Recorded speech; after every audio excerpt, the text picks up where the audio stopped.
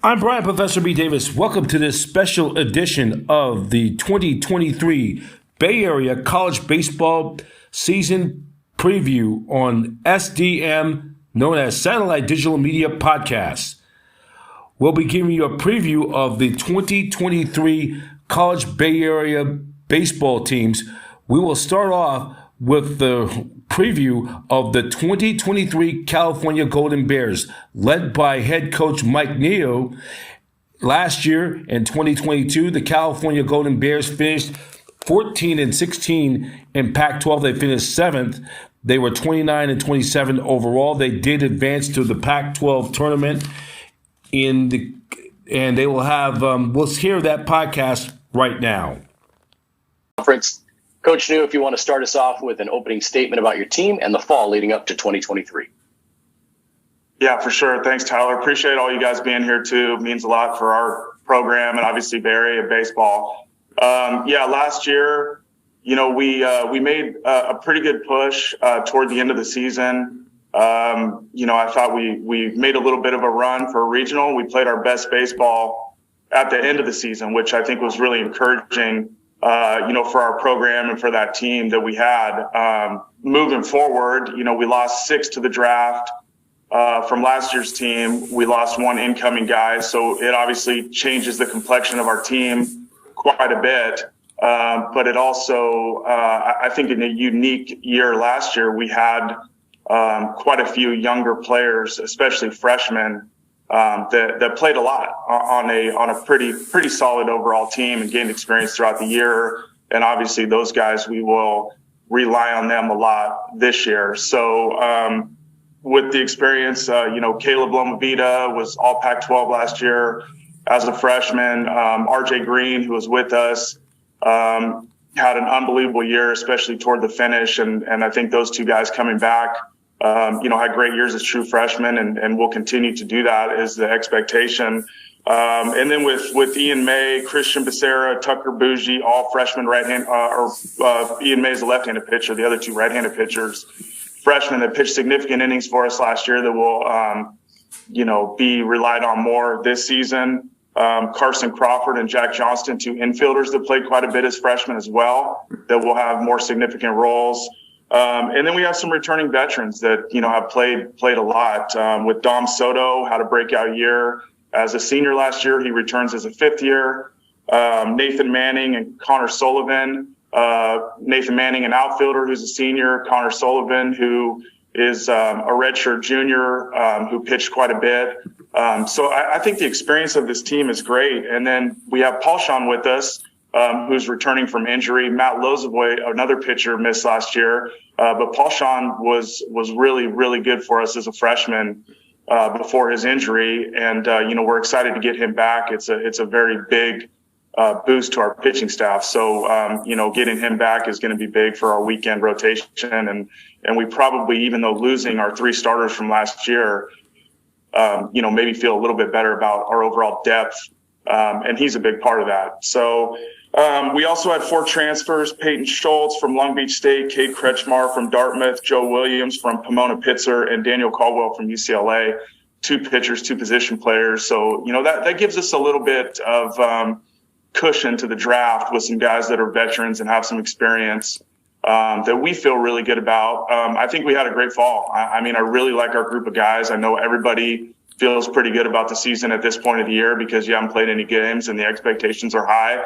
But I can say this as a coach, I do really like our group of guys. I think they're really tight. I think they really enjoy being around each other. They enjoy the work, and I'm not just saying that. I think, it's the truth. And I think it's going to, help us, play well, and hopefully early on. So I'm excited about this opportunity we have with this group. These 2 guys that are next to me, I'm pumped that they're here with me. They're really a big part of this thing, and they're good guys as well. So any questions for me or for these guys, happy to answer them, and just appreciate you guys again. We'll now open it up for questions for Coach New and the players, Rodney Green Jr. and Paul Sean Pascalato. Again, if you have a question, please use the raise hand function It's in reactions. If you can't find it, feel free to shoot me a chat real quick. First question comes from Ben Parker. Go ahead, Ben. Yeah, just a question about the players. Just talk about what areas of your game you most have worked on over the course of the fall and the off season to improve for this season. For sure.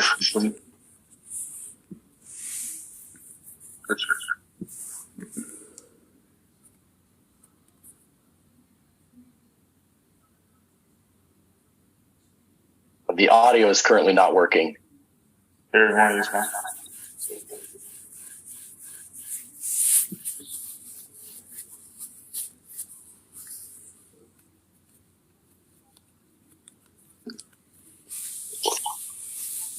Can you guys hear?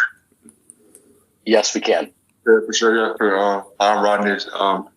For me personally, I would say something I really worked on was just being able to, use my strength and stuff. Obviously, I was really strong last year. I feel like I put on a lot of good weight this year, and just being able to show like just when I played and stuff, and just being able to just display my power just to all fields basically. And I would also say just like me personally, last year I feel like I could have done a little better in the outfield, like just outfield work. And this year I decided to focus more on my outfield skills and just field and making sure I can, make good plays in the outfield for my team and get the ball in very quickly. So, yeah. Yeah, and for me, obviously I haven't played since freshman year, halfway through about 60%. So I've just been trying to get healthy all fall and building up, and I feel really good. I'm ready for season. That was California Golden Bears head coach Mike Neo. Now coming up on our podcast, it's the Santa Clara Broncos, the 2023 season preview. The Santa Clara Broncos resides in the West Coast Conference. They end up finishing in 2022 in 8th place with 11-16 record and 24-29 overall. The Santa Clara Broncos is led by 6th-year head coach Rusty Filter.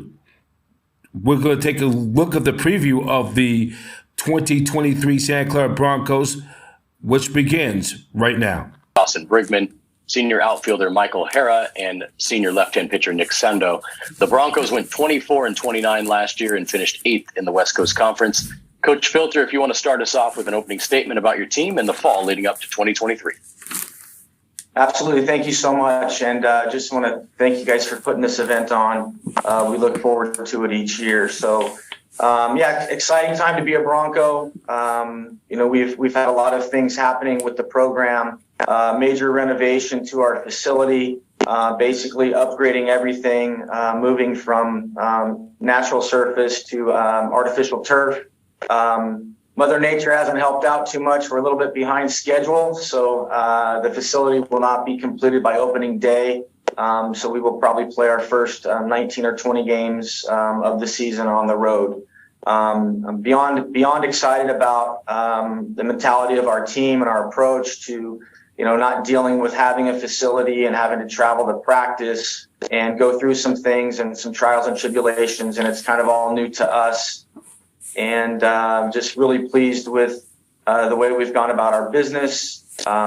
Fortunate this year, we return 80% of our innings pitched last year, probably close to 60% of our at-bats from last year. So it's the first time since I've been here that we have some depth and returning players in each position. It's been a very competitive fall and beginning of the spring here as we're getting ready to play.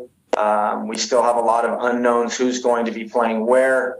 We have a lot of players that can play all over the field and not just limited to one spot. So rotation is not set, closer is not set, my lineup is not set, which is probably a good thing. It's been easier to make that lineup and make those decisions in the past. So, we're super excited moving forward. Very pleased with the development of the players in our program. Feel very fortunate to be the head coach at Santa Clara University. great group of young men, do a great job in the classroom and in the community. And we're just excited to get playing and to get this facility done and get underway. It's been a tough go, I'd say, the first 5 years. So, we feel like we're finally in position and really looking forward to the season. All right, we'll open it up for questions for Coach Filter, Dawson Brigman, Michael O'Hara, and Nick Sando. Reminder, if you can please use the reactions tab and the raise hand function. We'll start with Ben Parker. Yeah, this is for the players. I hope you guys are doing well. Good luck this year. Talk about, areas of your game that you've most focused on in the fall and off season to improve and get ready for this year.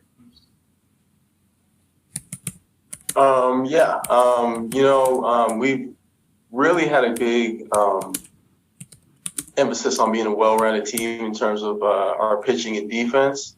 For me personally, I think one of the bigger things is having a lot of young guys who come in and have made tremendous strides over the summer and improvements. And being the fifth-year guy, I'm picking up and learning things from them, and that help. They help us continue to sharpen our game in all facets. But yeah, for us, we do little things every day. We just try to continue to improve and make sure that we're rock solid defensively. That's been a big piece for us. We've always been confident with the bats. I think that this year we've been a little more physical. Everybody's coming back ready to go. And so we're feeling pretty dialed in and ready to go. Yeah. What you guys got on this? Yeah, I just want to touch on kind of what Dawson already alluded to, but the new guys coming in, we've got a large chunk, and they have, really pushed the dial from day one. There's never been a rift or anything like that with the team. They've kind of melded into our culture that we've worked so hard to establish over the last 5 years, as easy as I've ever seen. And these guys coming in are not just, place fillers. These are guys that are pushing the ticket and making everybody around them better and really competing for jobs, and have just made this program extremely strong coming into this year. So we're really, really high on those guys. And obviously the guys that we have coming back, we know what we have, and are really close at the top, and that kind of trickles down to those guys that are, the newer guys pushing the ticket. So we feel like everything kind of is coming together right at the right time for this year. Yeah, we got a lot of guys working really hard, and the emphasis has always been on, pitching and defense, because it starts on the mound, and that's ultimately what's going to put you in position to win games. So the emphasis is on pitching and defense. Next, we'll move to Eric Sorensen. Go ahead, Eric. All right, thanks. This is for Coach Filter. Eric Sorensen, D1 baseball. It seems like the Brigman brothers have been there for 10 or 12 years. What's it like to have them back again? And the kind of, do they give good examples to the rest of the players, especially the new guys? Yeah, their father Vince, I keep telling him, where's the next one at? If we could find some more. The Brigmans have been great from day one. Just really, wanting to help us build the program, and feel very fortunate to have built a relationship with these two young men. And, we've seen tremendous strides, this maturity in Dawson and where he is. And, really from those fifth-year players, you're expecting leadership and hoping it's there. And he's been great with our younger players. So feel very fortunate with him. And Coleman has been a starter. Dawson and Coleman both have started every day since they've joined the program. So just feel very fortunate to have them, and along with some of these other guys, with Michael O'Hara and Nick Sando, who's here today, and some of these guys. We had 4 or 5 guys last year turn down opportunities at professional baseball to come back. They know that we were close. We were limited to our depth. I think we were in the 3rd place in the conference with 3 weeks to go, and it just didn't go our way. So we've attacked that situation, and these guys know that if the younger players are gonna perform, that they will take their spot. So it's created a great culture within the program, and I think the Brigmans have really helped us build that, and really have kind of left a mark on the program moving forward. Our next question will come from Shotgun Spratling. Hey, Rusty, Shotgun Spratling, D1 baseball. You talked about how you guys, with 3 weeks to go, you're kind of in position. You were, above 500, looking for that first winning record in a long time. Did you guys use that as motivation, the way that the season ended this offseason, especially after some of the wins you did have early in the season against some of the Power 5 teams, the Texas A&M, different things like that? Yeah, I really felt like, we were going to be in position to finish strong. We had some pretty significant injuries, as most teams do in college baseball. It's something that you have to be prepared for. We just didn't have that depth. I think I felt like the team made significant strides in a lot of areas. We just didn't finish, and believe me, it has been the best motivation that we could ever have. I do not let them forget about it. It's something that gets brought up and brought to their attention, and it's about finishing. It's all about finishing, and it's the weekends, it's days, it's workouts, and one of the questions about the team and what they've done, and I mean, the speed and strength gains that we've made this year are tremendous. And so I'm hoping that will help pay off. And these players know that the next guy up mentality, they're responsible for helping those guys be ready. So if we get in that situation again, it won't repeat itself. We'll be ready for that situation. We'll go back to Eric Sorensen. Rusty, one thing I just wanted to clarify. You said that your stadium's not available for the first beginning of the season. Are you going to play all road games? Like, in other words, I'm looking at like Washington and Villanova. Where are those games going to take place at then? Yeah, so you need to get on your motorcycle. Come on up. We'll find you a seat. Get you a cold beer. Okay. Beauty. I've been waiting to see you in Schott Stadium. Actually, I'm going to wait and invite you once it's done. Okay. Okay. All right. So we have secured Mission College for weekend 1. We are playing Saturday, Sunday, Monday, our series. I'm still trying to find a field for that opening day on Friday. But JK's been great at UW and understands the situation. So that's probably 7 miles from here. So not a home game, but a home game. And then we've moved everything else up to Villanova. Will be a road game. We're hoping to have the facility completed by that time. If not, we'll probably secure another local junior college that we can play at for that weekend. Okay, good. Thanks, Coach. Yeah, you bet. Ben Parker has our next question. Yeah, well, that was one question I was kind of curious about, was how the ballpark situation was going to be. But just talk about opening up, 4 games. I guess they're kind of home games, kind of not, but they are home games against the Pac-12 school in Washington. Just how fired up are you guys to begin the season against the Pac-12 team for 4 straight games? Yeah, it's a great opportunity, and the coach prior, Coach Meg's long relationship with him. We secured some home and home series in the past, and for us, honestly, we're excited to play anybody. We don't we try not to consume ourselves with what others do or who we're playing, and just kind of play our brand of baseball. I think, looking at Washington, I know they had a lot of new players come in, and I think we're built similar. I really like our pitching staff. We have tremendous depth. We've got a lot of development. Guys have made significant strides on the mound with velocity and command. And I know that they've got some players that have transferred in that we were looking at, and I think it's going to be an exciting weekend. We're really looking forward to that, but we're just looking forward to playing baseball. Like I tell the guys, anyone, anywhere, anytime. That's kind of going to be our approach to it early on.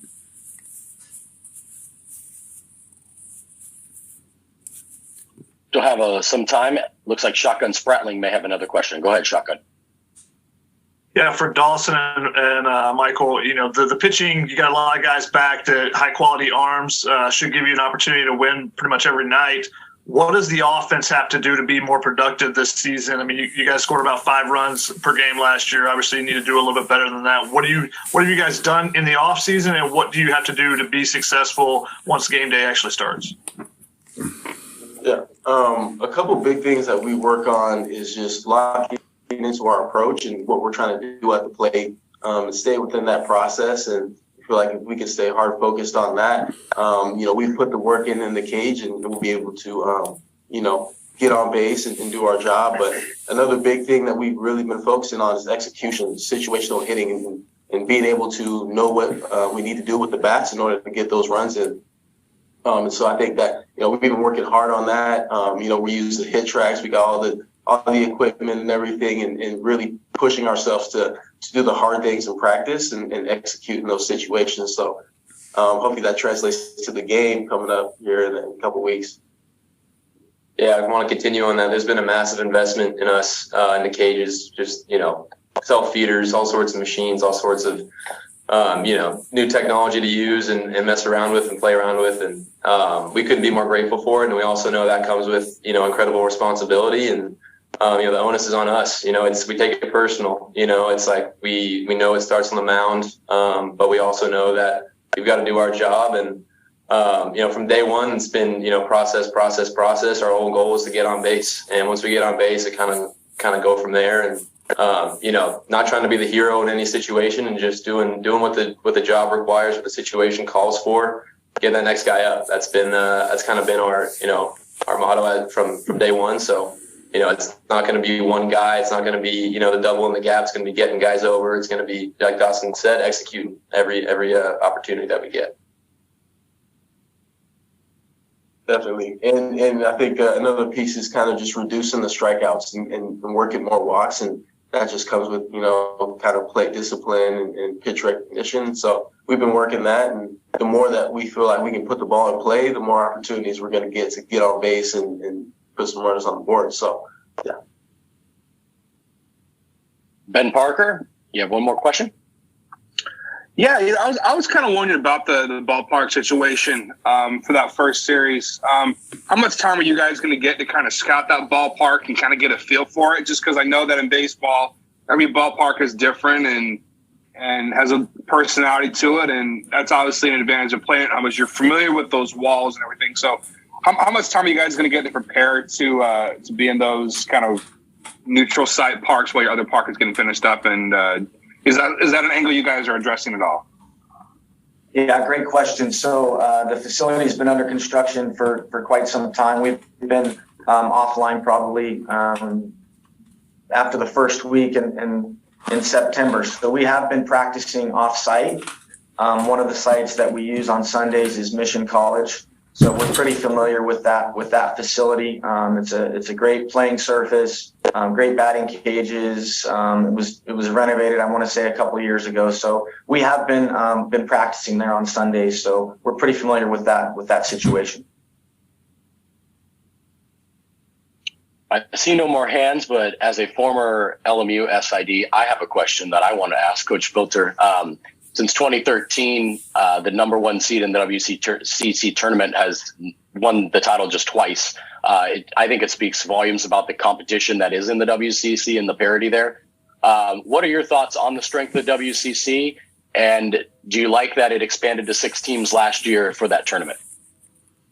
Well, I think it's a very, very competitive league. I think we've got great coaching staffs in the conference, tremendous players. I've been fortunate to be at a couple other schools and be in a Power 5. And on Friday night, it's as good as any conference in the country. I mean, we're rolling out guys, high-end draft prospects from majority of the programs. So, I think the conference, the competitiveness within the conference is really strong from top to bottom. I think that's going to eventually help the conference. I think the schools that were a little bit more towards the bottom have really made strides improving. So I think it's a great time to be in the West Coast Conference. Great players, people are investing in their facilities and really trying to improve the overall play and performance of their programs. So, we're excited to be a part of it. The 6-team edition is great. We're just looking to get into that tournament and hopefully cause some havoc and put ourselves in position to move into postseason play. We have 1 minute left with Santa Clara. It looked like Brian Davis raised his hand. Brian, go ahead if you have a question. Yeah, Rusty, from Satellite Digital Media.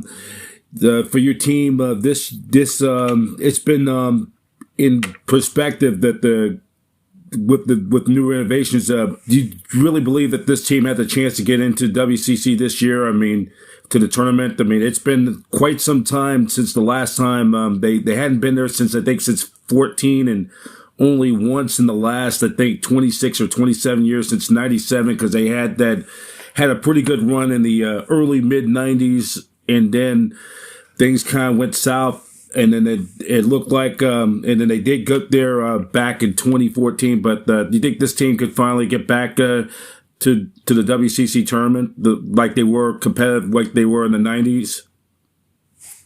Great question. I'm going to make sure that my team sees that question. We're going to play that daily in our locker room. So thank you for some additional motivation. I do. I strongly do. We're in a position to. Our starting lineup is returning players, significant at bats. 80% of our innings are returning. We've added some quality depth to the mound through the junior college and the freshman ranks. And it's a situation where I will play freshmen if they earn it, but it's also the first time I don't have to play them.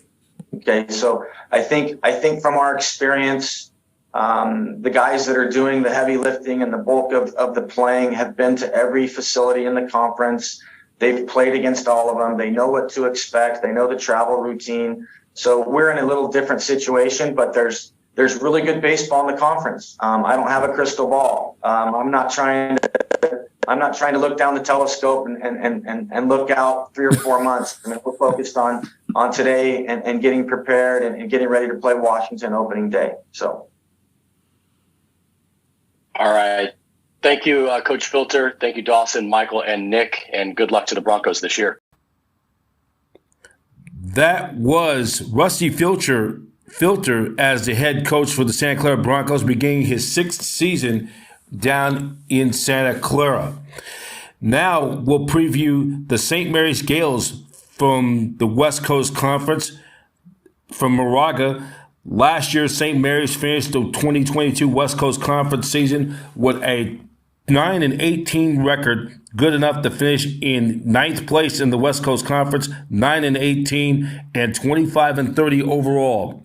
Their big wins of the season in 2022 was a series sweep over the West Coast Conference tournament-bound San Francisco Dons and a win against nationally ranked 3rd-ranked Stanford Cardinal in their midweek. Here, beginning his 4th season in Moraga, head coach Greg Moore talking about his team's chances to rebound from a disappointing 2022 after starting the season with 14 straight wins. The Gales fell apart, losing 30 of their final 41 wins, games to finish in 9th place in the West Coast Conference. Here's his preview of the Gales right now. Baseball head coach Greg Moore in his 4th season. He's also joined by senior right-handed pitcher Connor Lynchy and senior right-handed pitcher Ryan Torek. The Gales went 25-30 last year and finished 9th in the West Coast Conference. Coach Moore, if you want to start us off with an opening statement about your team in the fall leading up to 2023. Sure. Thank you. Thank you for hosting. Shotgun, everybody. Hello. Opening statement would be that I'm excited about the year based on our story. Last year we had the best start in program history. We didn't withstand the injuries late in the year, but the beauty of that, the benefit of that is we can get most of those guys back. So as Santa Clara mentioned, we're going to be full of at-bats coming back. I believe 8 of 9 of our starters have between 100 and 300 college at-bats. And our pitching is back on the mound, including these 2 guys next to me. We lost our Friday guy, but he didn't pitch much last year. And then Chris Campos, kind of our jack of all trades, shortstop closer, is also gone. Other than that, the core of this team is back. And when we stay healthy, it should be a really good and consistent team. I like the age. Like I said, many of our hitters are older. And then on the mound, we return our Saturday starter and an all-conference guy, Jack Snook.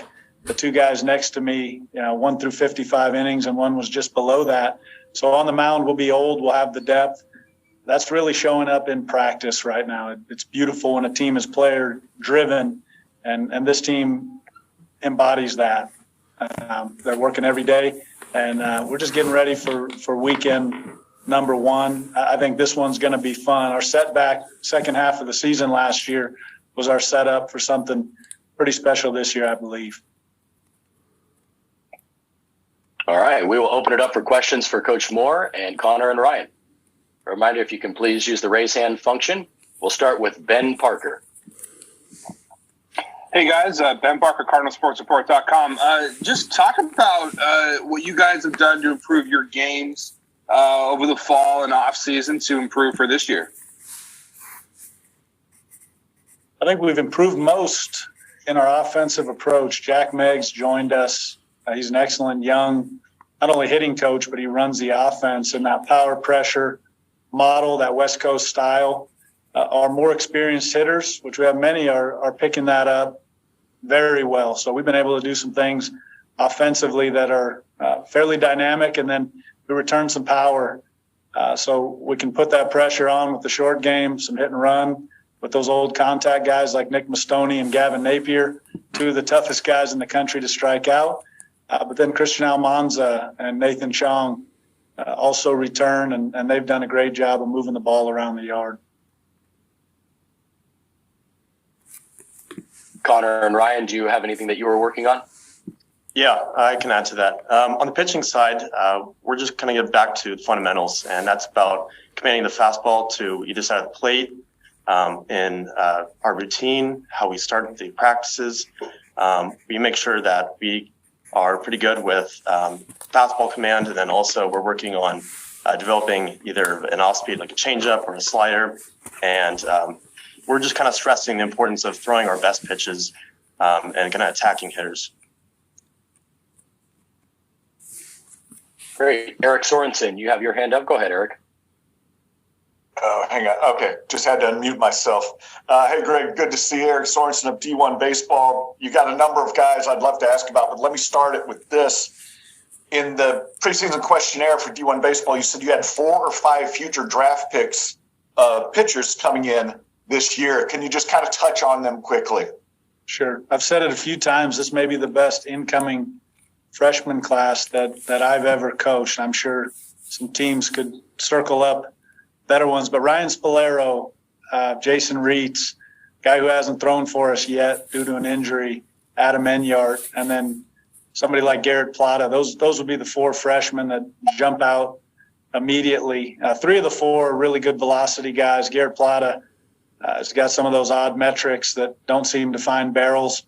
But this young group, and there's probably 2 I could include in there. This young group is really pushed from the bottom, as you might say, and I think they're going to contribute. A guy like Jason Reitz might get an opening weekend start for us in limited innings. So it's exciting for the future, but it's also helping us in practice and the depth chart right now. Yeah. Well, I was going to ask about Reitz in particular. He's a basketball center at 6'10". He's coming off of TJ. What's his status now? Is he back to 100%? Are you going to have him used? You were talking about maybe using him open weekend, so I'm assuming he is. Yeah, we're going to start him and limit his innings. He'll be kind of the opener. I'd say 2 to 3 innings for him. We've gone slow with rehab, so we're pretty comfortable with him going that 35, 40 pitches if he needs to. But starting him helps because he can ramp up to the day of, or to the time of start, and we can control it a little bit. He's going to be a special one. I mean, the changeup he's just figuring out, and it's a plus change according to some of our left-handed hitters. Just make sure he works on the sky hook. All right, one last player I will ask about that I'm really intrigued about is Bill Ralston, 23 home runs at Metro State. How do you think that transfers to playing D1 baseball? What have you seen from him so far? It's translated great in the fall. He was our leading offensive producer, hitter, power. He's a great story also. He started here at St. Mary's, went to junior college, then he went out to Metro, and he's back. And he's finishing he's going to do his master's. He's finishing something he didn't get to finish after that freshman year. So all around, it's a great story. His dad is also our infield coach, kind of a Bay Area legend and one of the best infield guys I've ever been around. So there's a lot of good dynamics to that whole story. And I think Bill's going to be, hitting somewhere between that 2 and 5 hole. Good seeing you again, Greg. Hope to see your team sometime this year, man. Good seeing you, Eric. Our next question will come from Brian Davis. Go ahead, Brian. Hey, Greg. Hold on. Hey, Greg. Hey, B. Hey. So, well, this. Tell us more about the stadium. We go way back with our USF roots, and a lot of you guys don't know. Probably Tyler don't know. I'm part of the Gales broadcast team this year. B, I don't want anybody accusing you of being a homer, but No. it's okay. You are. But but this is kind of this is my first year, but a lot's going on with the new facility. We've been hyping it up since I arrived back in September. It's going to be a lot's been said about the new facility. It's going to be kind of a new era for Gales baseball. You came there. This is your fourth year here. Eric Valenzuela, who started it all off by that run they had by winning at least 30 games or more, average 30 games wins a season, and a trip to the NCAA regionals back in 7 years ago, and came very close of getting back to the regional 4 years ago. Were your team, despite had its challenges after that great start, even though you had some quality wins, you take a 3-game sweep against the Dons on the hill over in Moraga, all by 1-run game, and you beat a nationally ranked Stanford doing a midweek. Where the guys going to be? The team's going to be in the race in the WCC for this year. Yeah, that'll sort itself out in terms of this race. We're just excited to get going. I think going back to the first question on the stadium, it's in progress. It's moving. We think by week 3 of our season, it's going to be fully operational. There's cement down and there's pillars in the ground, and now it's time to put those stands up and then stucco the back. But what I think is going to be neat is it's a smaller park. It's going to be one of the most beautiful settings to watch a college baseball game. So guys sitting next to me, they don't get caught up in it. They have holes in their pants. They just go play. But for this community, they're gonna really enjoy coming to watch games. Kids out at our games. It's going to be a really neat atmosphere back here in Moraga with Lafayette families, Walnut Creek, and everybody Concord, from Antioch. Yeah, all are welcome. Our next question will come from Shotgun Spratling. Hey, Greg, Shotgun Spratling, D1 Baseball. Always good to see you. You talked about how at the end of the season, injuries really impacted you guys. Obviously, Christian Almanza was, a huge loss for you in the middle of the lineup. What impact, is he going to have for you guys this season? And what do you need to do to be able to negate, where one injury can really, set you guys back so much? Yeah, I mean, it's hard to pinpoint one reason that we had a few to some key guys, and then a few guys that played with them. It's hard to pinpoint that. I just kind of write it off as it was bad luck. And you know what? We have to take responsibility. We didn't do a good enough job answering the bell in the second half without Almanza, Campos, and Chong and Mastoni, those guys. But what we need to do is just go back to, as Connor said, the basics. Christian Almanza provides such a steadying force at first base. He'll hit, he'll do what he does, but he's like a shortstop at first base. He understands the defense. He runs the infield to a degree. So to have him back it's going to be great. But he also, I think he's gotten even better as a hitter. He's become a true hitter with power. It's not just the big, strong guy that's going to run into it. And we see what happens at the end of the game. He's really going the opposite way a lot better. So I think he's going to be a tough guy to pitch to this year. And then your outfield, obviously a lot of tools there, but haven't had a lot of production. What does that group need to do to produce a little bit more this season? Yeah, you do good research, Shotgun. I'm most excited about that group just in terms of their ability to change a game. All three have power, Mayshore, Nager, Schmidt. All three are running really well, 6'6" or below. So we have 3 center fielders out there. I think under this offense with Coach Meggs, they're doing a better job of moving the ball, hit and run. They're also bunting, putting some pressure in some different ways. But all three of those guys can leave the yard as well. So their maturity, that 1 year, more advanced, I think they've got a chance to put up some good numbers, help us produce runs this year. We'll move to Ben Parker. Go ahead, Ben. Yeah, I was just kind of curious. You mentioned, people from all across the East Bay coming to watch you guys play. Obviously, Berkeley's only about 8 miles outside of that. You guys faced the Cal Bears twice this year, once at home, once away. Do you feel any kind of rivalry with them, any extra pep in your step when you face those guys? I'll let the players take that. I have my opinion, but I'll see what they think. You want to take this? Yeah, sure. I can take this one. I've probably played against them a good 12 to 15 times, honestly.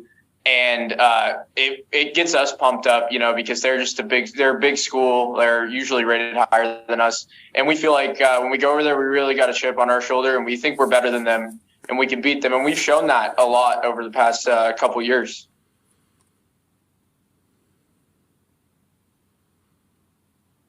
We do have some more time for some questions. I have one as well for the players. I had read a little nugget of information. St. Mary's, rare feat over becoming the only college program to place 2 players in the MLB All-Star Game and 2 in the Futures Game in the same season. That was just last year. The names of Tony Gonsolin, Patrick Wisdom, Corbin Burns, Ken Waldichuk, all coming out of your program.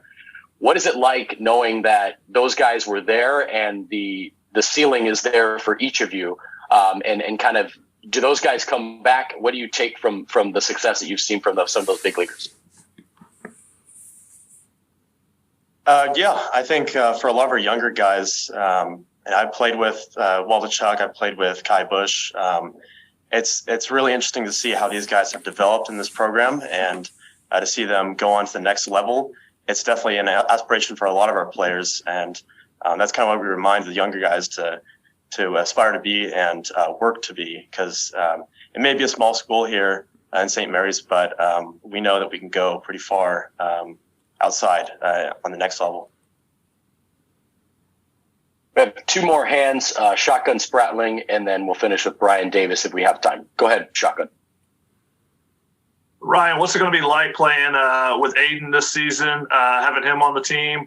And then do you kind of know what your role is going to be this season, because you've been such a fluid pitcher for Greg, being able to fill so many different roles for him in the past?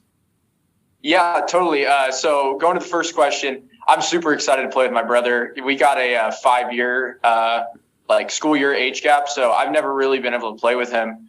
But going back during the breaks, I'm always working with him over the past couple of years. And he really just knows how to get me locked in on the mound, mechanically. He's good at giving me tips, and obviously it's nice for me to work with him as well. So I think we really just make each other better, honestly. And then going on to the second question, going into this year, it's I like being in that fluid role. I'll do whatever the coaches need. If you need me to start on a Friday, I can do it. If you need me to come in and relieve on a Sunday, I'm there too. So whatever they need. Our final question will come from Brian Davis. Go ahead, Brian. For the players, your guys' thoughts of having 4 players, all of them being on the All-Star team, 2 of them are in the Futures Game and playing in the Futures Game, and 2 who played for St. Mary's. By the way, that I was out there when I think was when one of them was pitching against the Giants last summer.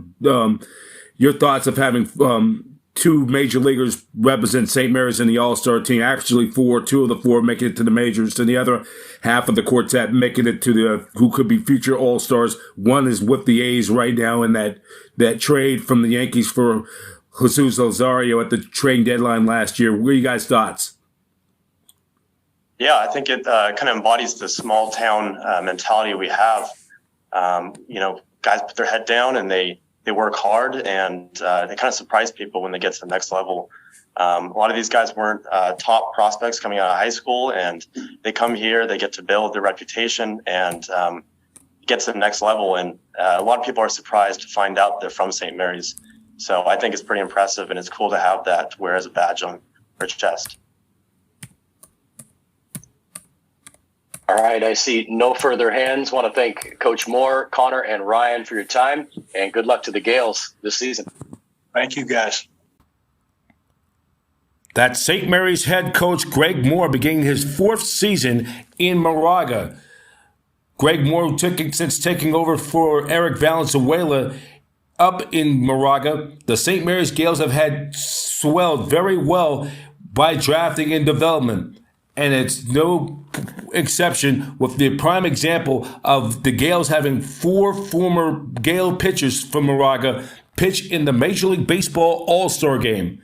2 of the 4 made the Major League Baseball All-Star team, such as 2021 National League Cy Young Award winner Corbin Burns, who in 21 ended up winning the National League Cy Young Award with an 11-5 record. He led the major leagues with an earned run average of 2.43, 12.6 innings per innings pitch, and he had a strikeout ratio of 6.88.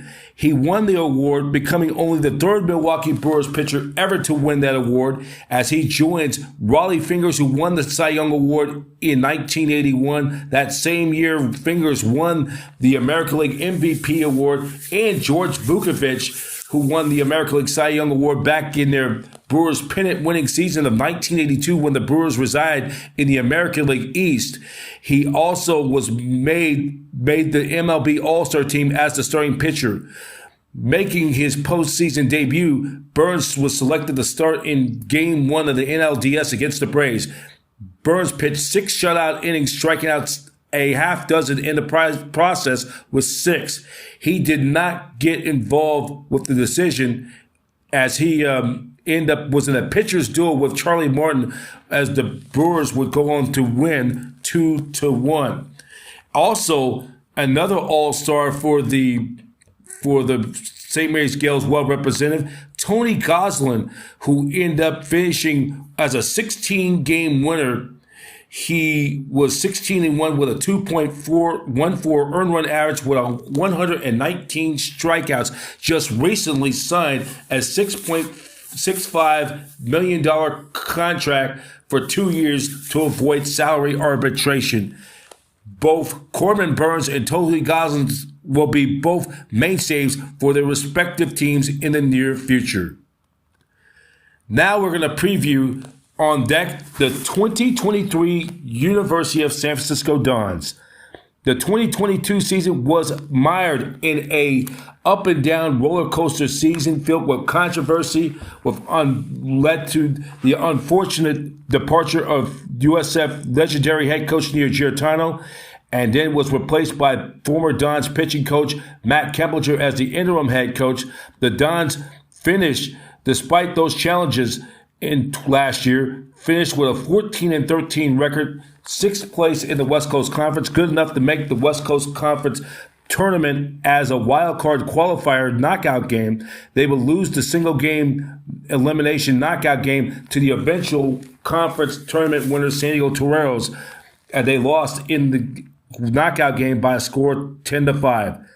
In 2023, this will be a year of transition, as Rob DeToma, the former head coach who left Farley Dickerson from Teaneck, New Jersey, just 6 miles outside New York, taking over the club for legendary Nino Giarratano.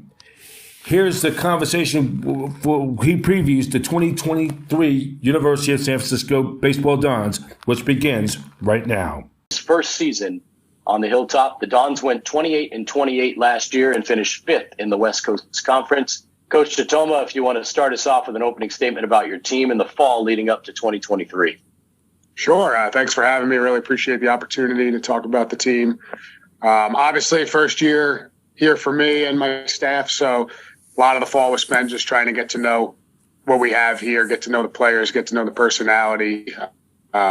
So, the first month was interesting. We're getting used to a new staff, getting used to us getting used to them. But coming out of it, we're pretty excited about the energy of the group.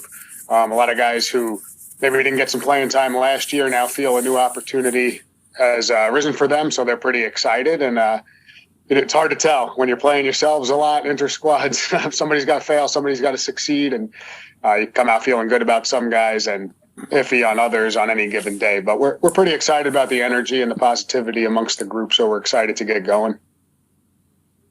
All right, we will open it up for questions for Coach Tatoma. Once again, if you have a question, please use the raise hand function. We'll start with Shotgun Spratling. Go ahead, Shotgun.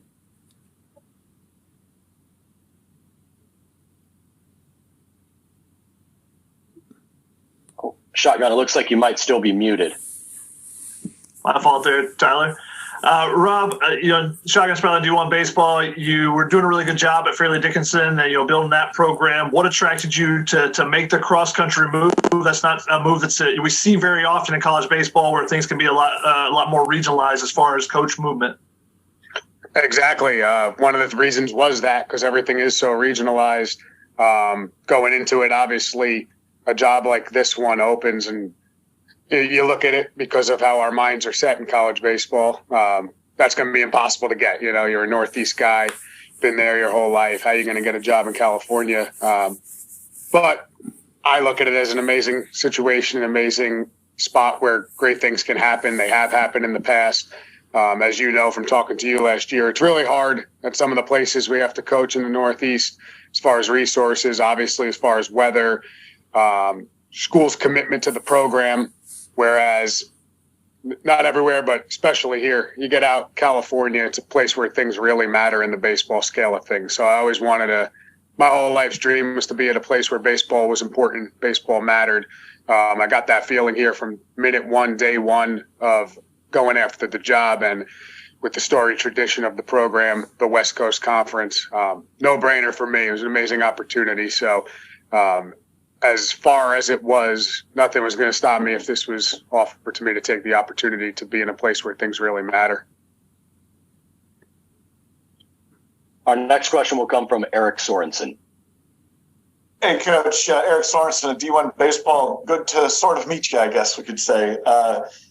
There's one of the things about USF, it seems like there's a lot of guys that moved on from last year.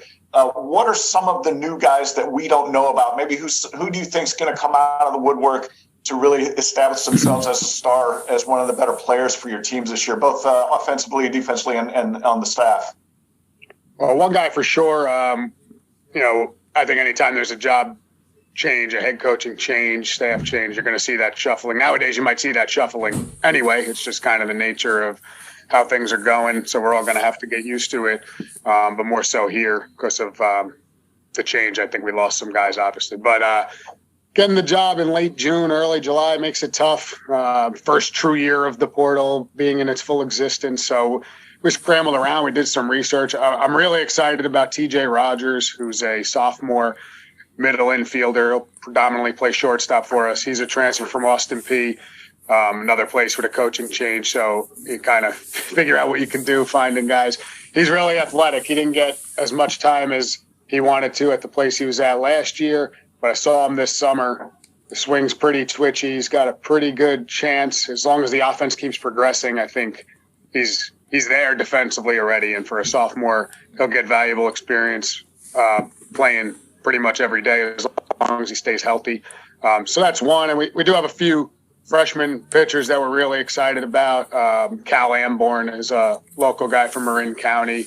Gabe Barrett, that's two. Hunter Holzheimer is a left-handed pitching freshman from Colorado. So I think there's a bright future for those three. They might go through some lumps being young and asked to do a lot this year, but I really think it'll benefit them long-term for what they'll have to be thrown into this year. So we're excited to see where they take it. One quick follow-up on, actually, you kind of addressed this a little bit, but what's the transition been like for you? Get faster, and it's kind of translated to here. I mean, they had historically done it here. There have been a lot of transfers, had success here at USF, so I'm not here to break anything that was going well, but we've established some pretty good connections. I mean, junior college baseball within our state is phenomenal.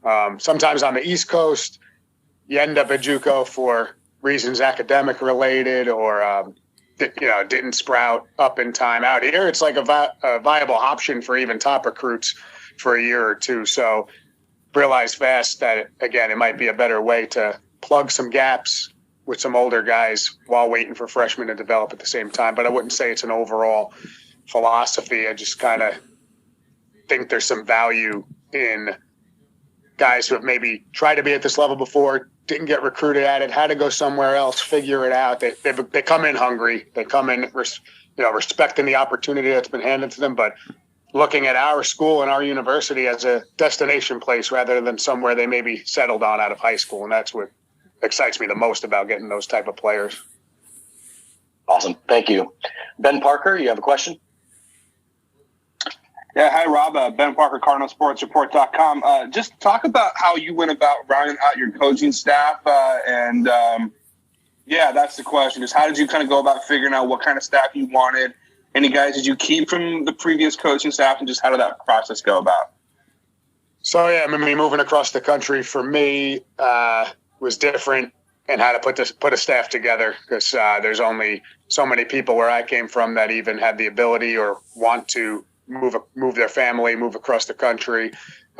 Luckily, we have some pretty good jobs here to spot where people want to be. So there was a ton of interest in the positions. As far as last year's staff, I was open to talking to anybody that was on the staff. I did talk to most of them. We retained Kyle Coburn, who was last year's director of operations, who's now been promoted to the volunteer assistant role. He's the only one that stayed on from last year's staff. Did some pretty deep research. The consensus from the team when meeting them the first time, the pitching side of things, they really wanted to know, and they really wanted a relationship with who their pitching coach was going to be. They felt it to be one of the most important things I needed to do in my first days, and I agreed with them.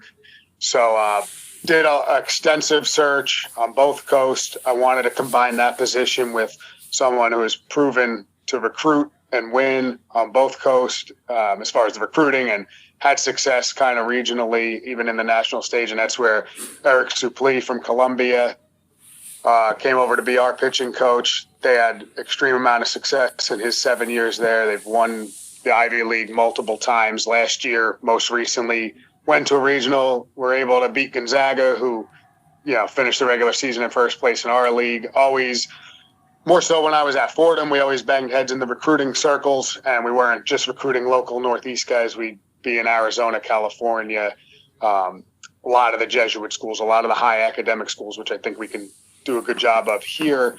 So that was kind of the link there. And then Kyle Hunt coming over as the hitting offensive coach, just that hungry first-time recruiting guy coming from a pretty successful program and coaching tree at Nevada under TJ Bruce, who has since moved on, came highly recommended. He was just someone that kind of philosophies lined up in the sense of offensive side of things with me, wants to play the game similarly, and wants to, someone's got to give you that first chance to go out there and crush it in the recruiting world. And he's started off hot off the bat with that. So, that's kind of how we rounded out the staff from last year to this year. Our next question will come from Steve Kroner. Go ahead, Steve. Hey, Rob, Steve Kroner from the San Francisco Chronicle. Anytime there's a coaching change, there's got to be a little bit of flux, a little bit of uncomfortability. And obviously your situation was not the normal coaching change. How difficult was the beginning of your tenure? And maybe from the outside, how was maybe it not as difficult as someone from the outside might think it would have been? Yeah, totally. I mean, you're spot on. It's still difficult.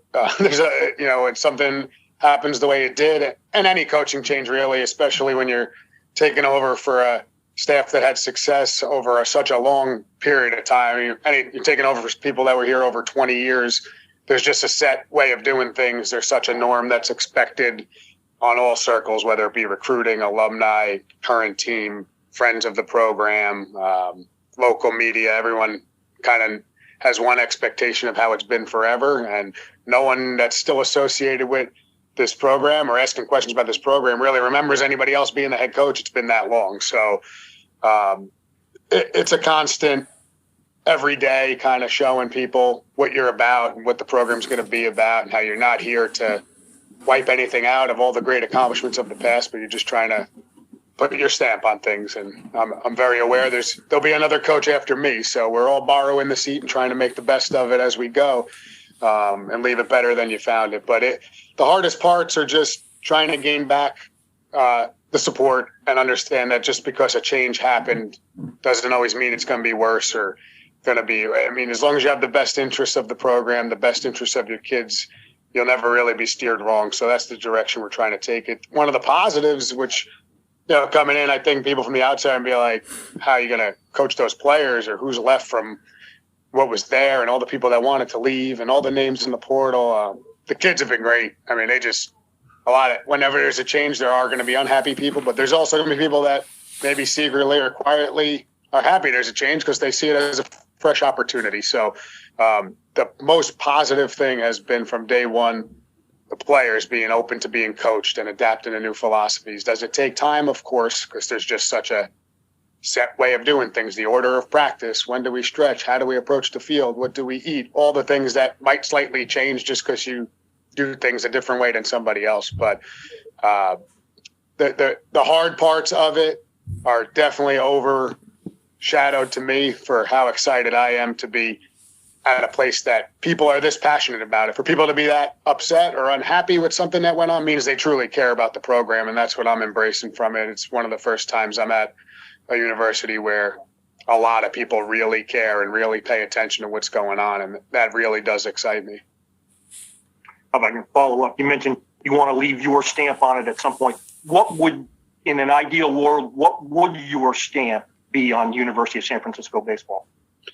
That anyone that watches us play over a period of time can never leave that field saying that team doesn't love the game of baseball and that team doesn't play the game as hard as it's played and deserves to be played. I want everyone associated with the program to understand the privilege it is to wear the uniform, how lucky we are that we get to do this every day. But more so, you obviously want to win games, you want to win championships, that goes without saying, but you just want good people to graduate and play in your program that come back proud of the place they played, what they've accomplished on and off the baseball field. If they can come back and say, hey, I try and at the beginning of every year, I ask all of our players what their goal is, and baseball related and non-baseball related. And I truly believe my job is to be one of the people in their life that they can look back on and say, they helped me get to my personal goals, my baseball goals. So at the end, 20 years from now, I hope to talk to players that played in this program and say, hey, Coach really helped me, guided me in this direction. I'm an investment banker now. I'm a successful businessman. I'm a professional baseball player, whatever it may be. That's the stamp I want as a leader of the program, is to have some part in their success long term. Good luck. Our next question will come from Brian Davis. Go ahead, Brian. Hey, Rob, I'm from Satellite Digital Media, and you you said my first time. I was, of course, I was a part of that as a team reporter for about 23 years, and I left after 22. What's the vibe making the trip from New York to San Francisco? New York's one of my favorite places. I think of New York, the Brooklyn Bridge and the Golden Gate Bridge, being a longtime born and raised San Franciscan. They kind of intertwine of the two coasts. What's the difference of coaching at Division I up there in New York versus making that transition out here to the city of the Bay? Well, the biggest difference is we haven't practiced inside one time in my whole time here, which has been great. For me, the biggest transition is on the pitching side of things. Preparing a team for a season is a lot different. I won't say easier or harder. It's just different to be able to be facing batters in live game scenarios in week one of your spring semester, as opposed to no lie, like my last job, we had to get up and practice 6 to 9 a.m. on weekends at a facility up the road because we didn't have the space to have live at bats inside in northern New Jersey in January. So that is the biggest difference, and that's what I meant when I say being where baseball matters, where you can fully develop baseball players without the constraints of maybe being in winter environments and the climate and all that. that's one of them. And trust me, it's never lost on me. I mean, growing up in New York, you see a lot of things. It's an amazing, obviously biggest city in the world, but out here for New Yorkers it's like, my parents went to San Francisco on their honeymoon in 1980s. Like it's a destination place for a lot of us that grew up on the East Coast. Right. So driving over the Golden Gate Bridge every day to go to work is still amazing to me. And it's been 6-7 months now. So it's just exciting. It's like 30 something years on the East Coast. It's nice experience, something new and different, but it's all fun at the same time. And are you a Yankee or Mets fan, or what teams you follow for major leagues? Yeah. I grew up a Yankee fan, so I'd say I still follow them. But believe it or not, I have one sibling, younger brother, and he's been a diehard Giant fan since Barry Zito was signed over here, believe it or not. So I've been following Giants an awfully long time as well. And they will be, but Yankee fan. Yeah, they will be playing off the record. They will be playing interleague play on opening day in April, though. So two of the San Francisco, New York, with a lot of great tradition. Yankees, of course, more World Series than any team in baseball history, and the Giants, the all-time winningest franchise in the National League since 1900. So there is a lot of connections. You being a Yankee fan, your brother being a Giants fan, living in New York, and believe me, when they go out there and play the Mets or the Yankees, there are a lot of Giant fans, old schoolers, go out and support the team on the road, though. Yeah, totally. I was secretly rooting for Judge to sign out here so I could watch him every night live at bats in Oracle, but still a Yankee, so that's good too. All right. Thank you, Coach Tatoma, for your time, and good luck to the Dons this year. Thank you. I appreciate you guys having me.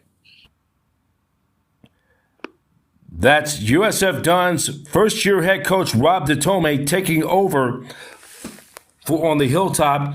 Begins his first season since leaving Farley Dickerson from New York all the way out to the Bay Area, as the Dons begin a new era on the Hilltop. And we'll also now finally, we will preview the Stanford Cardinals, who finished the 2022 season second in the nation.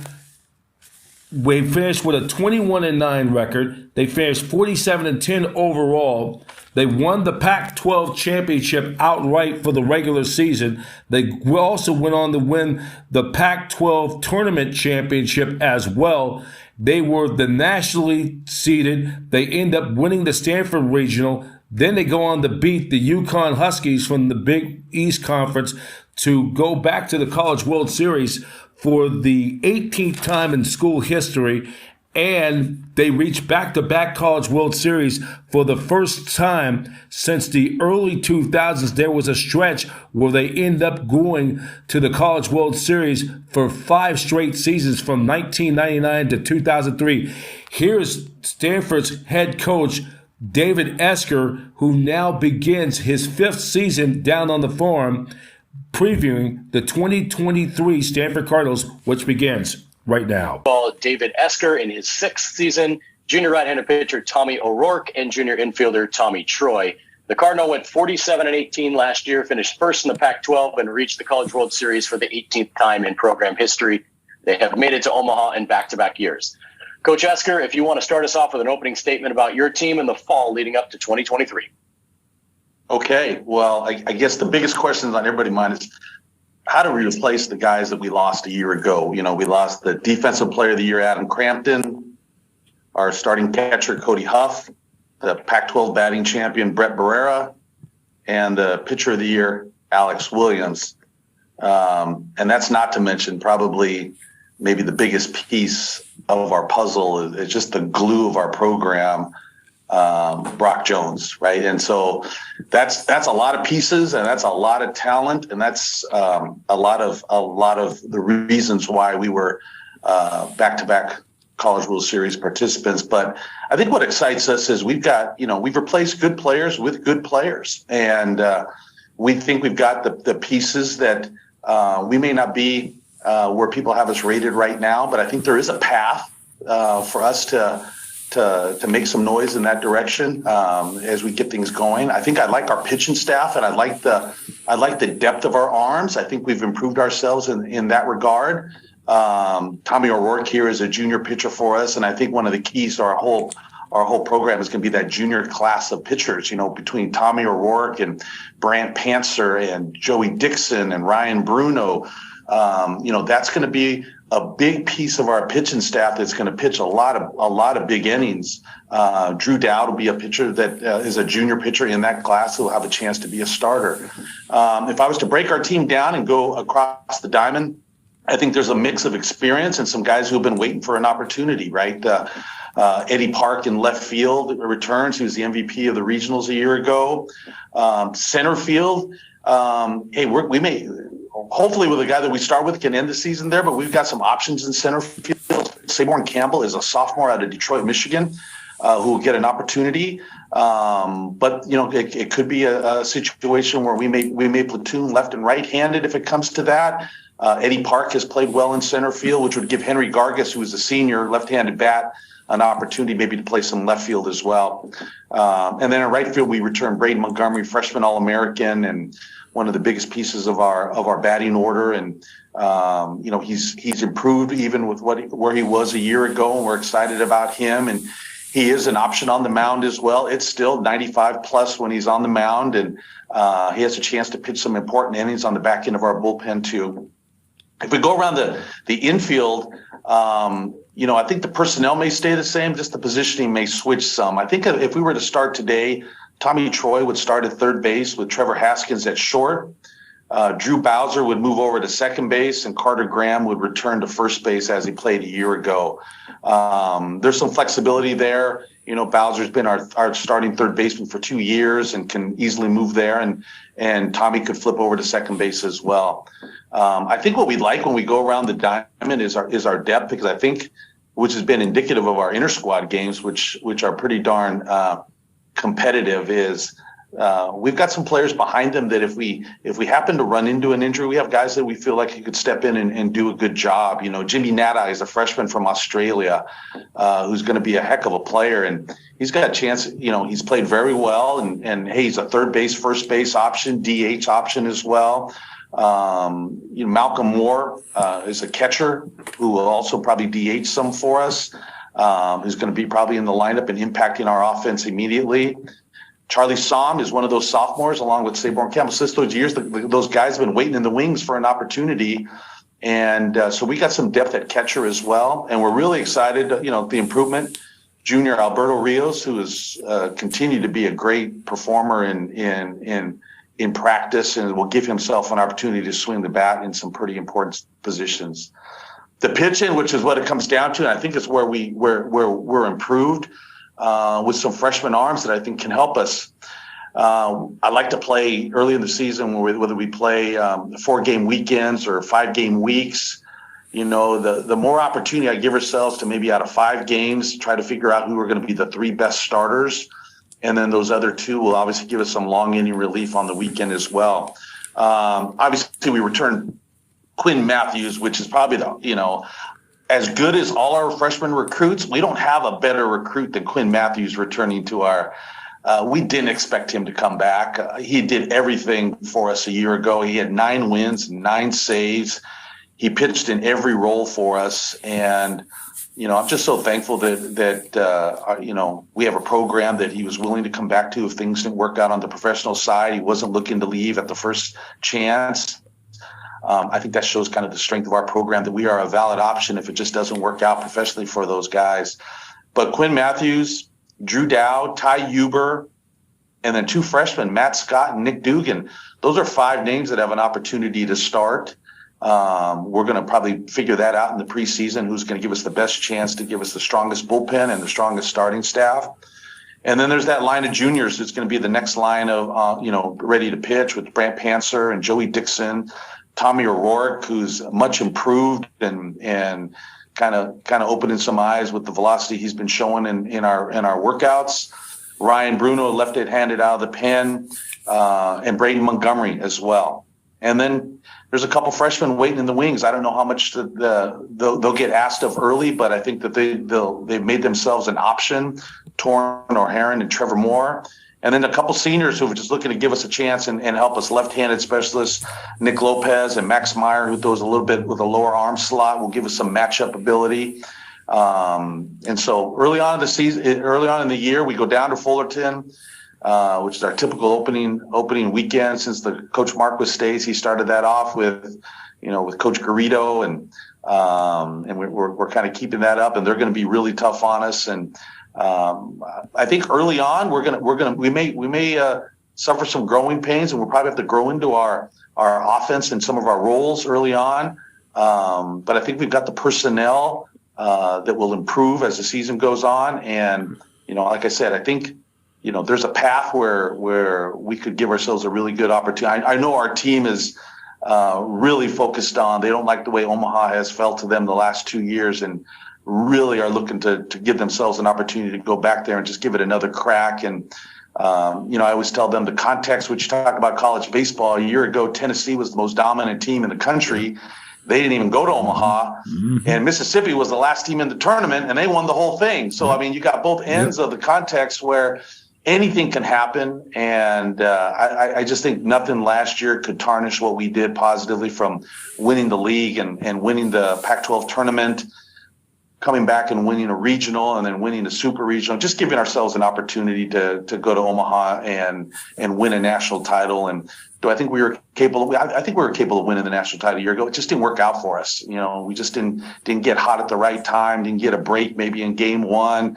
I was able to be on a national championship winning team in 1987. We had to hit a grand slam in the bottom of the 10th inning to give ourselves a chance. So those things sometimes have to happen, and we're just looking to give ourselves just those opportunities, put ourselves in a position to get to postseason, give ourselves the best chance. One thing we've learned from postseason over the last couple of years, which our team has to be ready for, there is no getting out of a regional unless you're ready for just a war. And whether it's Fresno or Irvine or Texas State a year ago, there is no easy road to that next level. And then when you get there, they may send you to Lubbock, Texas, and you've got to fight your way out of Lubbock, Texas. So I think that's the thing. Our team knows that if we get those opportunities, we're going to have to be ready to stand up against some really good competition. And so you have to be worthy to get to Omaha, and I think our team is really working hard. I do not think our team for 1 second is looking at any preseason rankings thinking that that's who we are.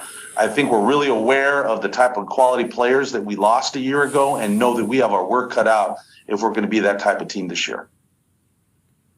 All right, we will open it up for questions. The first one comes from Steve Kroner. Go ahead, Steve. Dave, how you doing? Good. You referenced this a couple times in your talk there. Some people, when they get ranked highly in any sport, there's like three ways to look at it. The one way, hey, this is a great opportunity for our program. We love the recognition. It's great. The other one is, it puts too much pressure on us. I'd rather not even discuss it. And the third is, it really doesn't make any difference until we get to the end of the season anyway. Which of those three tacks do you take?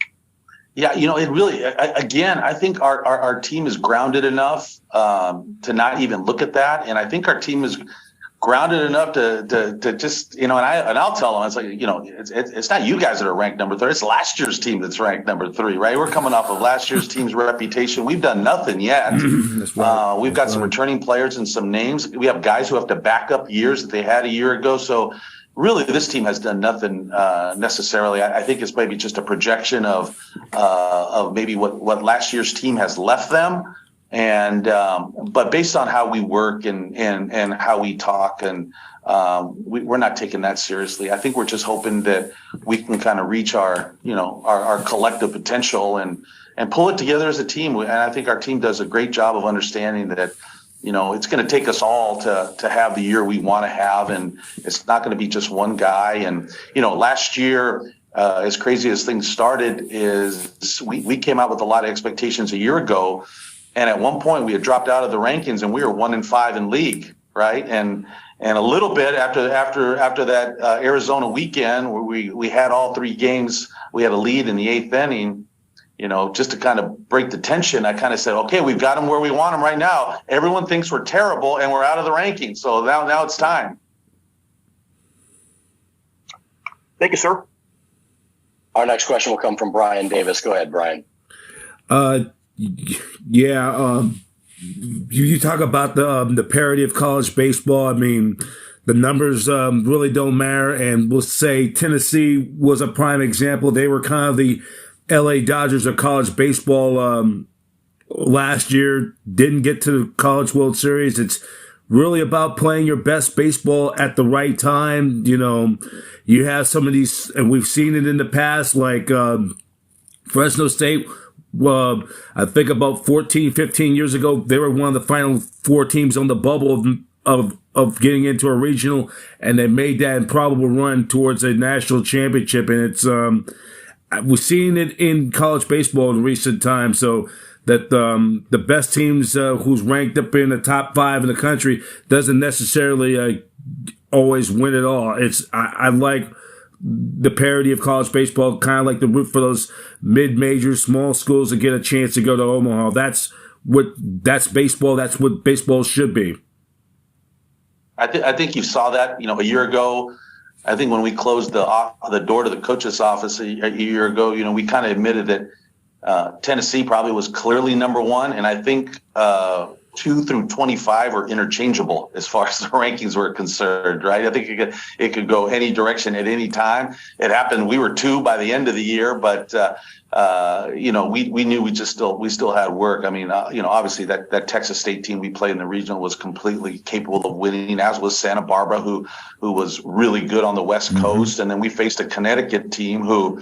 They didn't even have that first round draft pick who got the left-handed pitcher who also hit for him a year ago, right? So it's just injuries and things can happen that kind of change your team, but that was no easy road as well. So there is parity, and it is about how you play at the end, and I'm able to remind our team about that even personally. My sophomore year, we're the number 1 team in the country going into Omaha, and we got blown out the first game by Miami and didn't win. And I don't think until you find that rhythm of how you have to go into those type of tournaments, and it is about just trying to play your best. It's just about figuring out how to stay in the tournament long enough so hopefully you can get hot and kind of figure out the rhythm of how to play in those big games. So, yeah, there's no doubt about it. And on the West Coast, you're going to see that same parity, and you mentioned the Fresno States, but, I think Oregon State, when they won their second national title, they finished 5th or 6th in our league, but just knew how to win. Stanford, when they won their second title here in '88, they had finished 4th or 5th and had a losing record against the field in Omaha. So, yeah, postseason baseball is different. I think there's a number of teams on the West Coast who are going to have that opportunity to play postseason baseball. UCLA, obviously, in our league, just UCLA, Oregon, Oregon State. Arizona is really experienced this year. And then there's going to be a surprise. And, as I mentioned to our team, there's going to be somebody else. It's going to be a Santa Barbara. It's going to be an Irvine. It's going to be a West Coast Conference team. There's somebody that's going to come, you're going to come across in the playoffs that on any given day is going to have that chance to beat you. Just in the Bay Area, you see just the quality of coaching, Greg Moore and Mike New and Rusty Filter and just everybody. They're going to have their teams, ready to go. And as I told everybody, and Eric Sorensen, I told you, don't sleep on San Jose State, right? Brad Sanfilippo's team, that team can hit, and they are old, and they play old, and I think they're going to be a formidable opponent for anybody who gets them. All right, I see 4 hands. We'll make sure we get through them. We'll start with Carson Trail, then go Eric Sorensen, Ben Parker, and Shotgun Spratling, but I can remind everyone. Go ahead, Carson. Hello, thank you. Carson Trail here with the Stanford Daily and KZSU Radio. With the team now 1 year removed from having Brock Jones, who have you seen step up as a leader this past fall? You know what? It is not one. And it has been collective, and that's been refreshing. It's not one person that has to kind of impersonate Brock Jones and try to be that guy for us. And when I talk about when you haven't experienced to coach a guy like Brock Jones that is maybe a once in a lifetime type personality and just the glue of your program. And I always describe him, people see Brock and he comes in, he's got 2 tattoo sleeves and 2 earrings on, and he's a social media presence, and he's the coolest guy in the locker room, and all the girls love him, and he's good looking, and people say, man, that guy must be hard to coach. I'm like, no, he's really the easiest guy to coach. And hey, he's probably an individual and just worries about his own stats and the draft. No, he's probably the best team player I've ever coached. And he wants to win more than anyone I've ever coached. And hey, the prize probably football, baseball guys, he just kind of sliding in on the grades. Now he gets all A's. He's just one of those guys at every turn. I used to tell him, you're the biggest contradiction of people who probably see you. Their impression of you is you're 100% different. And a guy like that who, in every conversation I had with him after recruiting him and he committed, it was all about going to Omaha, that he was going to bring us to Omaha. And he did that. He lived it. And he can turn in practice the most mundane first and third bunt defense drill, and he's going to bring energy to it, and he's going to make it competitive, and he's going to yell at Coach Eager and say they can't get him out, and he's going to make a rundown, And what I've seen is our whole team has kind of embodied that this fall. It hasn't been one guy trying to do that, and when you watch a group like ours who can take just the work part of baseball, which is just the detail, and they make it enjoyable, and they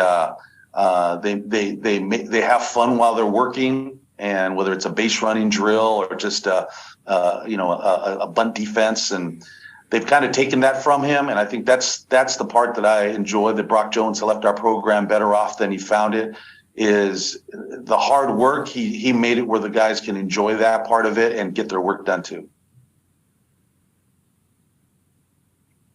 All right, Eric Sorensen, you're up next. All right, great.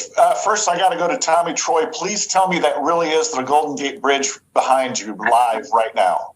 Yeah, it is live. Oh, it is. I couldn't tell right away. That's a baller move.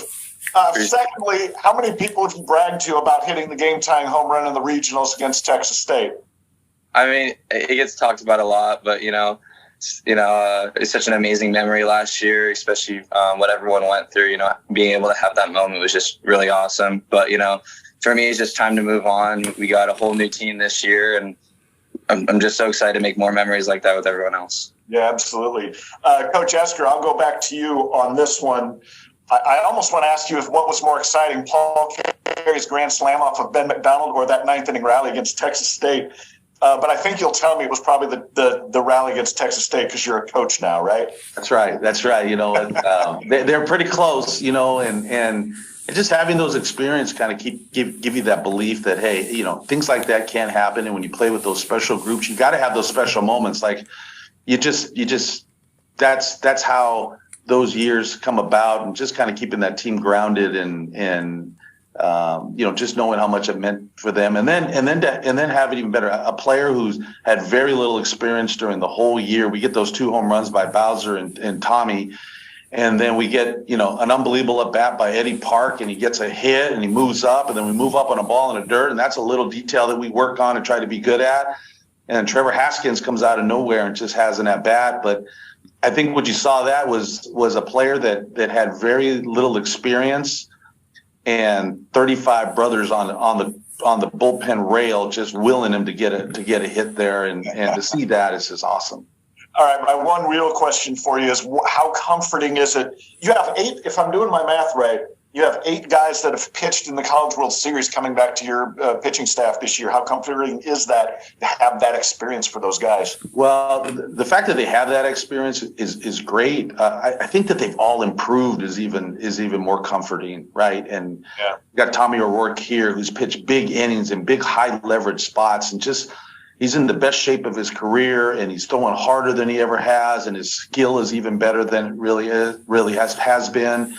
And then up and down the line, with the Brant Pantsers and the Ryan Brunos and Joey Dixons, they've all had big moments, but I think they're better now, and now they got to put that on the field, and we've got to compete, and that doesn't just mean we're going to win just because they're better, because the game isn't played on paper. They're going to actually have to step in there against an opponent and win that one-on-one. And so I think they're more prepared for that, and I think Coach Eager's done a great job of putting it together and giving us options and recruited well. And the young freshmen that we have have a chance to be helpful, but we're not going to lean on them or rely on them. They get to just kind of pitch in, which is really good. Yeah. Thanks, Dave. All right, we got a question from Ben Parker. Go ahead, Ben.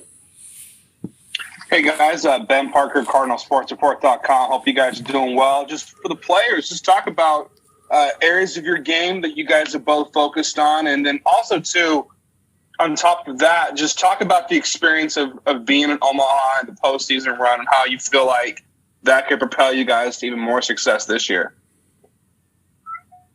Sure, yeah, absolutely. First question, in terms of improvement and furthering our game, I'd say our staff as a whole has been more accountable in terms of preparation than I've seen the last 3 years. Up and down the line, it's a place where everyone gets here by working hard and having dedication towards their work and all I'd say up the line, and I'm sure this is true with the offense as well, but the staff is more accountable than I've ever seen. And then in terms of getting back to Omaha and having that experience, like mentioned before, we've had a handful of guys start since their freshman year there. We've had 8 guys throw there, and I think each time we've been there and gone to big places like that, we get more comfortable and used to that kind of environment. A lot of freshmen played at Oregon State in Omaha last year, so I think that's huge to the experience we have this year. Yeah, I guess adding on to that, as far as on the offensive side, it's just I feel like we have the most talented team in the past couple of years. It's just a matter of how we bring cohesion onto the baseball field and how we pay attention to the details and the little things. And I feel like our whole squad is just super bought into that and really taking, making the details matter and just outworking everyone else. So I'm really excited to see what this team has in store. Our final question or questions will come from Shotgun Spratling. Go ahead, Shotgun. Yeah, for the Tommy Squared, for both the Tommies, is there something unique? You guys have had so many experiences for regional, super regionals, College World Series, all this experience that a lot of players don't get to have. But is there something unique you guys can take away from your time playing in the Cape Cod League over the summer? Yeah. So, go ahead, Tom. Okay, I'll go. So I guess, the Cape Cod is a great place. There's just a lot of different factors going on that, ultimately can affect how your success is. And it's just a matter of, how you're going to be able to compete at any stage, whether it's in the biggest stage in freaking college baseball in the College World Series, or some high school baseball field with not so good umpires and really good pitching. And you got to find a way to compete at any stage. And I feel like going out there and competing out there really, allows you to appreciate, once you get back, with your team, with your boys, competing for a national championship. Yeah, absolutely. To build on that, like Tommy said, the environment's not always the same it is at the highest level of college baseball. And you got to show up to the field every single day and take care of business. And that's when you really find out whether you love this game or not. And I feel like everyone who's played in the Cape or even other summer leagues have really gained a better understanding of how much they do like this game and taking care of their business day in, day out. And I think that's transferred into this year more than any. And Tommy Troy, you've obviously had really good postseasons the last couple of years and then had really good Capes after that. How do you carry that into the kind of the regular season where you haven't had as much success the last couple of years? At this point, it's just going to be simplifying it and focusing on just having fun. I love this group of guys. So, my top priority is just playing free and loose, just like how I play when I'm having success and just, being consistent. I've worked really hard to polish a lot of certain things. So I'm just ready to show up and play. And then the last thing for me, David, Braden Montgomery showed us so much last year with so many different things that he could do. How do you plan to implement him this season? Will it be the same as last year? Or, do you see him having a little bit different role, especially on the mound this year? Well, we kind of started him slowly, but when it all was said and done, he was hitting fourth for us a year ago. And so we have him fourth in the lineup, and we're not going to move him from that. And then just, find the spots where he's best going to help us on the mound, and when you're blessed like he is with that lightning bolt on his right arm, which is 95 plus, and but giving him the opportunity to help us. A year ago, he started as our opening night closer, right? So it's a 1-0 game versus Fullerton, and he's closing it out. But we'll probably use him in a different role, probably to start the year, and maybe get a couple outings on the weekend if we can, and maybe bridge it to some of the guys that give an opportunity to pitch late. All right, I see no more hands. Thank you, Coach Esker, Tommy, and Tommy. Good luck to the Cardinal this year. All right, thank you. Thank you. That's Stanford head coach Dave Esker, who begins his 6th season down on the farm as the second-ranked Stanford Cardinals, who was ranked number 2 in the nation in some of the early preseason polls and coaches polls, look to make another deep run as they defend their crown as champions of the Pac-12 Conference and make another deep run into postseason play in the tournament, which brings them to the ultimate college baseball's ultimate showcase, the College World Series in Omaha, Nebraska, coming in June. A look around other Bay Area teams from the college baseball preview of this 2023 season. We look in also throughout Northern California, the San Jose State Spartans, who are under Brad Stan DiFilippo, who begins his 6th full season as head coach of the Spartans down in the South Bay. They finished the season in 22 in 3rd place with a 16-14 record and a 30-29 record. A lot of new faces and a lot of returning players for the Spartans coming back in 2023. Also adding with the addition of, as they picked up former USF Dons interim head coach and pitching coach Matt Keplinger and former USF Dons player and infield coach Alan Smoot will be joining the San DiFilippo staff in 2023. They hope they could make a big, deep run and win the Mountain West Conference tournament and return to the NCAA regionals for the first time since 2002. Meanwhile, in the Big West Conference, you look at the Big West Conference up in Northern California near Sacramento, the UC Davis Aggies going through a dismal, horrendous season, 5-25 in conference and 6-35 overall. It's a complete change with their coaching, with the recent hazing incident last year, with the swirling controversy with the Aggies. They're in a complete rebuild. They got a long ways to go before they'll be competitive. The program, since joining the NCAA as a Division II recipient, they've made it to the NCAA regional only once in the school's history, and is yet to win their first ever conference tournament or first championship for the regular season of any sort since joining NCAA Division I establishment back in 2006. And then in the Western Athletic Conference, known as the WAC, the Sacramento State Hornets continue their mark of consistency year in and out. They finished in 3rd place in the Western Athletic Conference Western Division last year with a 17-13 record and 32-26 overall. And that's going to do it for this special edition of the 2023 Bay Area College Baseball Preview on Satellite Digital Media. Check out the latest news for all of the Bay Area teams and national teams and so much more. Go to d1baseball.com. I'm Brian Professor B. Davis. Thank you for listening to this special podcast of the 2023 Bay Area College Baseball Preview on Satellite Digital Media.